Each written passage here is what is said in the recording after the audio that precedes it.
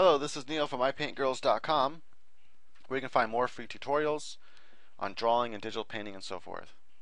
Just click the link in the description. Also, masteredit.net, I have free writing tutorials and a cool editing software. Right, so let's go ahead and continue on then with part 2. I'm going to go, right now I've been working between these two multiply layers.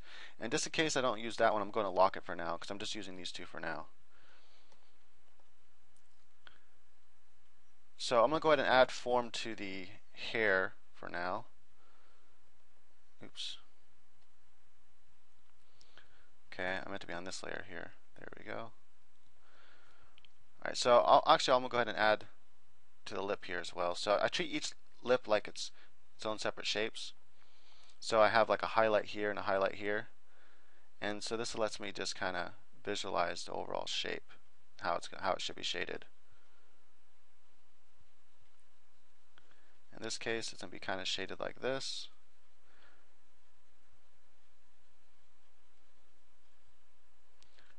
Add a little bit of like that. Oops, there we go.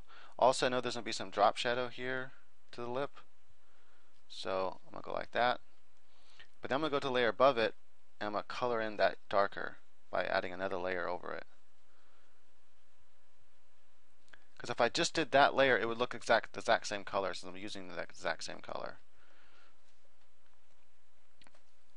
And I just like using this method because it really helps me. Now the first thing I'm going to do here is I think about the hair too in shape. So there's one big shape here, here, and like here. So there's like three big shapes I imagine there. And so I kind of just draw in, oops, kind of following the hairs a little bit, adding the shade there. Maybe there'll be some on the edge, some right there. All this might be in shadow. Maybe some little bit of edges in there. Maybe some edges in here. Maybe a little bit in there, and the rest will be all shadowed in. And I zoom in a little bit.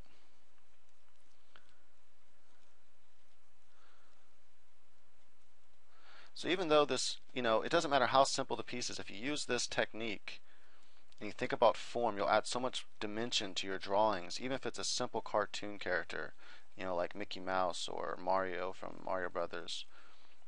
You can really add a lot of depth to pretty much any drawing you can imagine if you just follow this technique.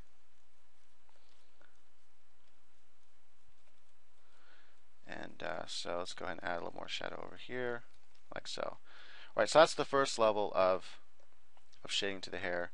And I can also go in with the eraser and erase parts with the same brush where I want it to, be more, a little more highlights of the hairs. So I can go in and say I messed up parts of it or something. I can come in and I can fix it. Another thing you can do is just fill it all in with that color and then just go in and erase the parts and be highlighted. Sometimes for some objects it's easier to imagine it that way, where the light would hit rather than where the darks would be. So you just fill it in with the dark color and then go in and add the lights. Now I'm going to go in and add the second layer, second level of shadow to this part here. So this the most, the parts of the thing that is furthest away from the light, I'm going to add the darkest shadows. I could even add another layer on top of this one for my final darkest darks. And in the tattoo perhaps even, almost black or black itself. To really add a level of dimension to it. Right, so as you can see, it's starting to look a lot more three-dimensional than it did before. It's starting to have a lot more character to the drawing. I'm going to add this whole level of shadow under the eye here. Notice I've left some rims of the eye without shadow though. That is here, but I might add a little bit of shadow to some parts of this. But those whites around the eye can add a lot of character. But I don't know if I want this one. Maybe a little bit of like so.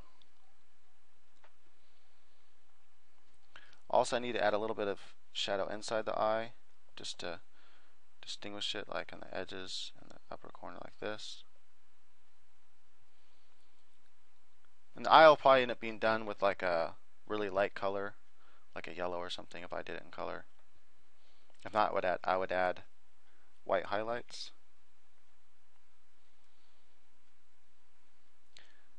So that here, this is a drop shadow because the objects are folding over each other, and since that part is folding over that part, creates that drop shadow there. I'm gonna have to make that darker, and that's again why I like working with two layers right from the get-go, so I know that I can distinguish between form. This is form now. That is, this is an object that has a shape kind of like a tube, and it has a mesh kind of like this. And so the under part is going to receive the shadow on that form, depending on what, because the light's coming from that direction. So that's that part of the ear there. So that's the form shadow. But then that shadow also, that object casts a shadow to the thing underneath it, and so that becomes darker, like so. So that's why I'm working between these two layers to add those as I'm going. There's going to be a big old cast shadow all along here like this. And so what I can do actually is, so what I'm gonna do, another thing I can do is I can go in and think of cast shadows first if I want to. If that's easier for you, I'm going to show you can do that too. So I'm going to go ahead here, I'm going to put this cast shadow in here. Since I know there's going to be a cast shadow there, I'm going to go ahead and put it in now. Notice I'm on the cast shadow layer. That's the top layer right now. And so right now I'm thinking about everything, how it overlaps. And what I need to do too is I need to go to this color layer, unlock it, and what I actually did is I colored in part of this here that shouldn't be colored in. All this shouldn't have color. So I'm going to go ahead and go around here and erase all this. I could have made that brush bigger for a second to do the inside, but oh well. It just takes a little bit longer. Sorry about that. Okay. Going back to, I'm going to lock that, go back up here to my cast shadow. And the light's kind of coming down, so I know it's going to be somewhere along here. And then it's going to be kind of distorted a little bit by the object shape as it turns over there. So I'm going to turn the shadow as well, following the object, following the shape of the object. Shadows will bend around the shape of objects. So you want to think of the wire mesh that's there, that's in your head about how this object is shaped. And finally, I'm gonna go ahead and add in the cast shadow here.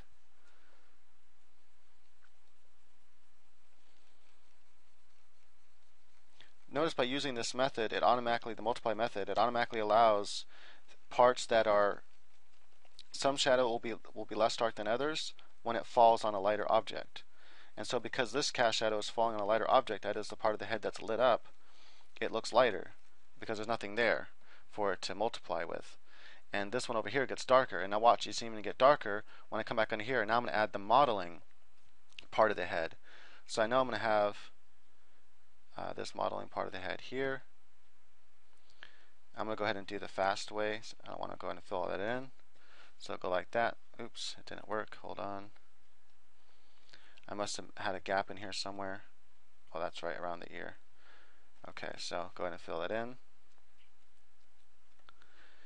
And as I begin modeling, let's say this part up here, because all this is going to have, there was cast shadow, but there's also modeling shadow. So modeling in here like so. Notice I'm on the modeling part right now. The modeling layer, which is underneath the cast shadow layer. But notice what happens is it automatically makes that part of the cast shadow that I had there darker from where I modeled.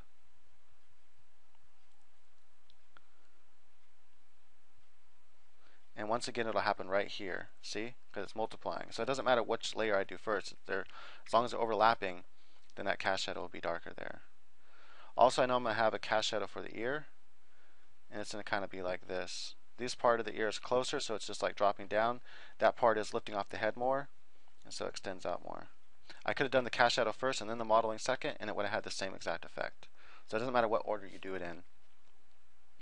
You can think about cast shadow first if you wish. Like, I'm going to add a little bit of cast shadow there to add some dimensionality to that part of the face.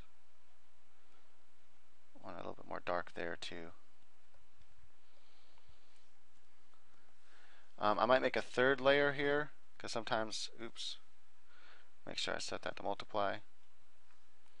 There might be parts where it really just needs more cast shadow than what I have depth for with just the 2 layers so far. Just add a little bit layer like that. Okay, going back to here, think if there's anything else that might be cast shadowed or darker. And I'm going to go ahead and add a little bit in here to this line. That separation where the 2 objects roll over.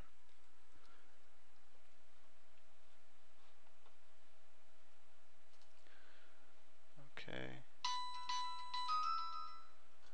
Alright, so I only have about 4 minutes left, so let's see what I can cover in that 4 minutes. I'm going to go back to this modeling layer here. And he's just about finished being modeled anyway. This whole head part's already been done. The next shape is this shape in here. And I'm just thinking about how it's going to be shaped here.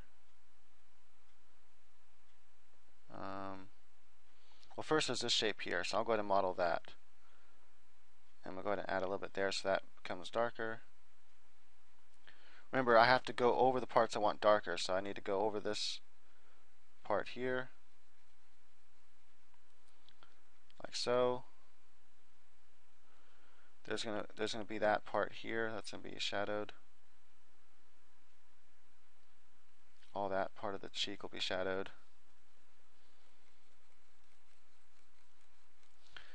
Again, I'm thinking about this whole part here that's not going to be shadowed, and that's how I'm kind of getting the overall shape of the shadows as I'm drawing them here.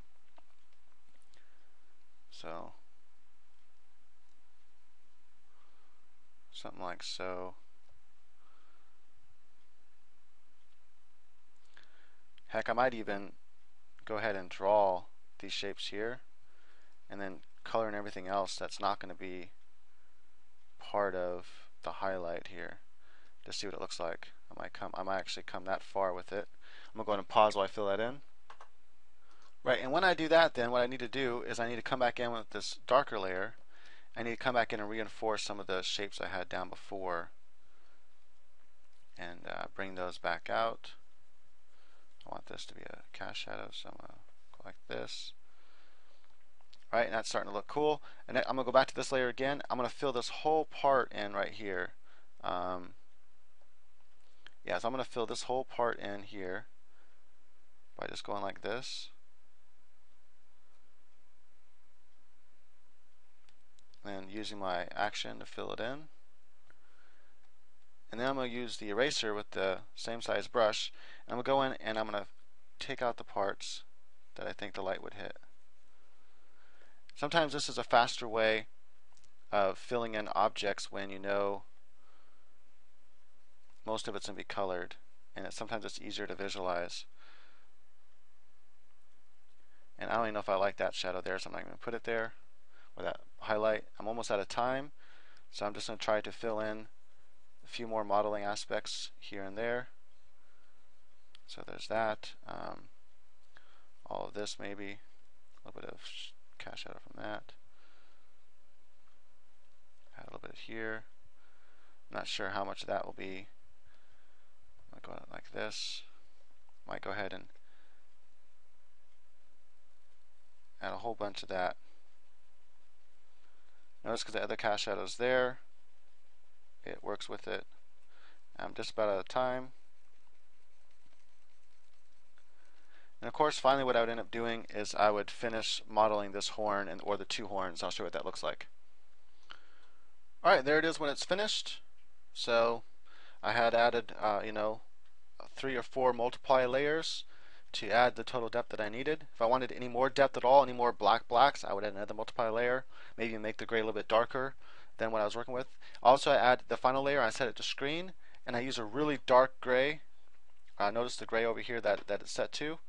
And that's set to screen, and I add just some quick highlights with the soft brush and some with a regular brush. So it just adds that final bit of popness that you can get, from the piece.